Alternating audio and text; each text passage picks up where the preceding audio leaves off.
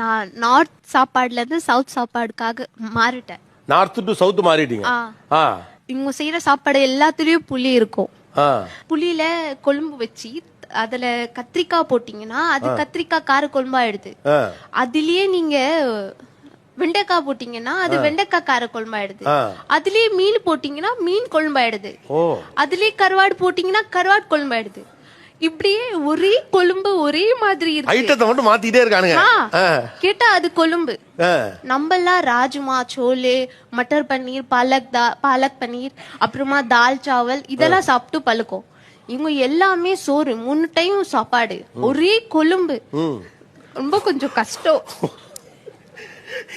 இப்பெல்லாம் நீங்க சாப்பிட்டு பழகிட்டீங்களா? இல்ல இப்பயோ கஷ்டமா தான் இருக்கு. அதுல ரசம்ல கூட புளி எல்லாத்துலயும் புளிதான். கொழும்பு முழுக்க புளியா இருக்கு.